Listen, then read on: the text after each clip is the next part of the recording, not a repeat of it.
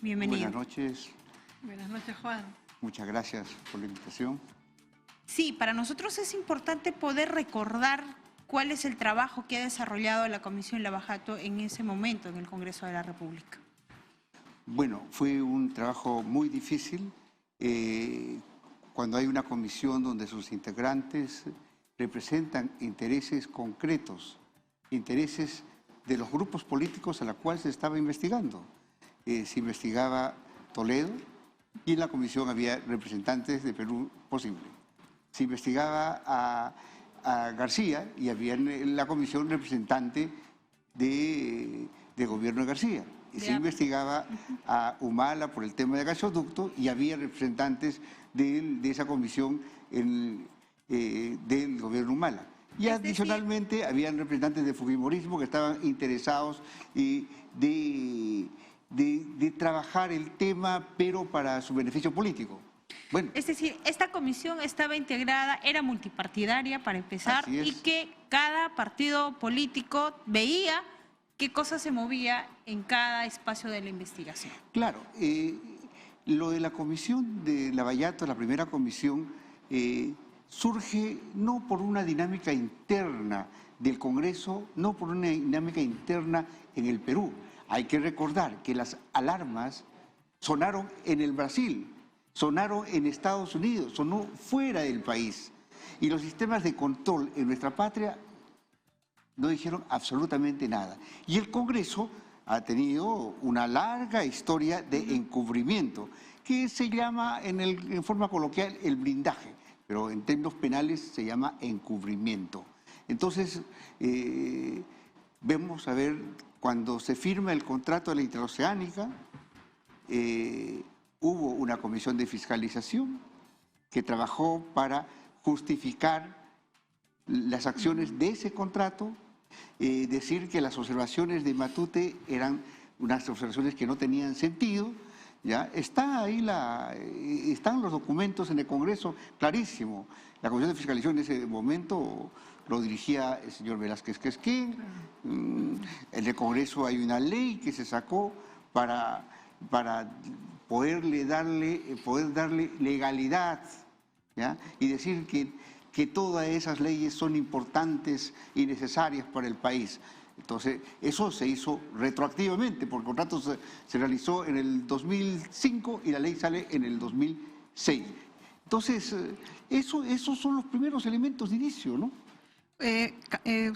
Alejandro Toledo, digamos, está implicado por el tema Odebrecht, y tenemos las declaraciones de Jorge Barata señalando cómo se armó esta arquitectura financiera con Joseph Maiman. El dinero entró primero a una empresa de Joseph Maiman, pasó por Londres, Costa Rica, y el dinero de ahí, a través de esta offshore familiar, llegó al Perú. Eso es Odebrecht, y sus funcionarios llegaron a declarar. Pero Alejandro Toledo también tiene a Camargo Correa como una de las empresas que lo han beneficiado. Camargo Correa, ninguno de sus directivos ha hablado, pero usted en su libro habla mucho de este tema. ¿Puede contar un poco a la teleaudiencia cuál es el papel y por qué es importante también hablar de Camargo Correa? Hay una investigación que se llama El Castillo de Arena, una investigación que se hizo en el Brasil. Se incautaron documentos ya y manuscritos a la gente de Castillo de Arena, a los funcionarios de Castillo de Arena. Y en uno de los documentos se encuentra escrito la palabra Toledo y sale un número de cuenta. Ese número de cuenta pertenece a Maiman. Y sale el código interbancario internacional, también escrito ahí. Ese código pertenece a la cuenta de Maiman. Son las mismas cuentas. O sea, el PLIN de Maiman. Así es. Es la misma cuenta que después Maiman declara ya a la justicia peruana como parte ya de su colaboración eficaz, porque eso es a lo que se sometió Maiman. Es el mismo número de cuenta. Entonces, eso está en Castillo de Arena. Entonces ya aparece, y no solamente aparece Toledo, aparecen otros personajes. ¿Como cuáles, por ejemplo? Aparece Garrioleca, aparece Hernán Garrido Leca, el ex ministro de Salud? Sí, ahí está su nombre. Aparece el nombre de ¿cómo se llama? Ahí dice APRA, Financia, no sé, y está en clave, y también aparece un número. Está en el documento, en el informe nuestro, en el libro lo hemos también derivado, están los datos ahí, ¿no? Y estos datos están cobrando protagonismo con todo lo que ya han argumentado los fiscales al momento de hacer la acusación. ¿Valoran esos temas que ahora usted lo está señalando enfáticamente, pero pareciera que para la Fiscalía no ha cobrado mucho peso? Yo creo que han habido muchos errores del Ministerio Público. Errores desde el inicio, cuando sale el ex fiscal Sánchez junto con Hamilton Castro en una conferencia de prensa diciendo de que aquí en el Perú no hay que ver, la información está fuera, está en el Brasil. Entonces, dándole fe de que los brasileños van a dar la información. Si la información estaba en el Perú, empezaban a operar aquí del Perú, se les dejó fugar a los brasileños de aquí, del Perú. Se les dejó, ¿qué cosa? Salvar sus activos, vender sus casas, todo eso. Hay todo un arsenal de documentación en Lurín. Yo no sé si lo ha revisado el Ministerio Público, ¿no?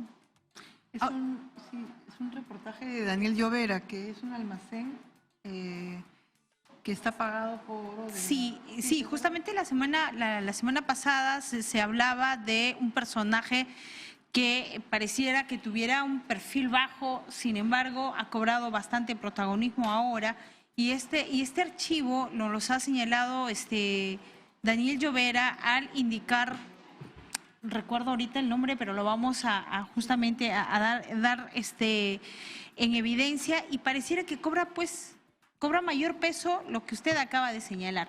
Ahora, si se trata de responsabilidad, es congresista, aquí tenemos que ponerle también el peso de la balanza para saber si toda la información que ha salido y que estaba en mesa, en manos de quienes correspondían, se han hecho de la vista gorda o simplemente le han puesto paños tibios. Bueno, yo creo que el principal error en el proceso de investigación fiscal es que se segmenta la investigación. La corrupción funciona holísticamente, es sistémico, ¿ya? Desde el punto de vista político, desde el punto de vista de cómo domina los sistemas de control en el país, todos los sistemas de control sometidos a la corrupción. Todo el tema de la vinculación al Poder Judicial, se nota también de esos elementos, los temas que están relacionados a los arbitrajes, la forma en que captura el poder político. Marcelo Odres dice clarísimo, yo financié a todos y construí una red. ¿Qué significaba eso? Era controlar y apoderarse. Claro, pero de todos habló más o menos normalmente, pero cuando quería del tema de Alan García tampoco habló tanto, porque tuvo que ser la misma empresa de Odebrecht, Marcelo Odebrecht, que lo conmina a hablar, porque Jorge Barata no quería hablar de Alan García. Sí, Barata mintió bastante. En la comisión, la cual presidí cuando se presentó Barata, dijo, aquí tenemos los más grandes estándares de anticorrupción, las cosas ocurren en el Brasil, aquí estamos súper bien.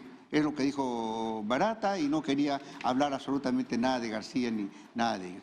Pero bueno, esas fueron las declaraciones antes de que saliera el reconocimiento en la justicia norteamericana y antes que surgiera la delación premiada en el Brasil.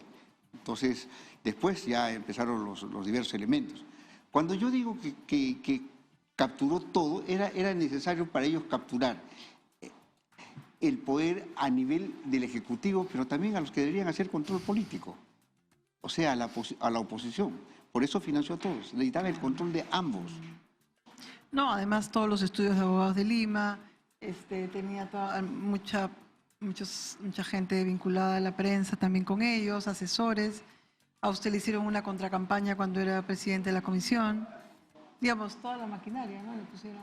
Sí, y esta situación pues conlleva como que ha pasado tanto tiempo, pareciera que tanto la justicia como la sociedad ha olvidado todo lo que ha pasado, pero justamente con el caso de la extradición del expresidente Alejandro Toledo, empezamos a hacer este refrescamiento de todo lo que ha pasado, todo lo que ha avanzado, todo lo que se ha trabajado en este tiempo. ¿Usted podría decir, excongresista, de que en todo este tema los peces gordos todavía no están al frente en este tema de la investigación? Hay que tener mucho cuidado. A veces se piensa que con la captura de un pez gordo, como se dice, bueno, ahí está el trofeo, está la cabeza, lo entregamos y hemos tenido el triunfo sobre la corrupción.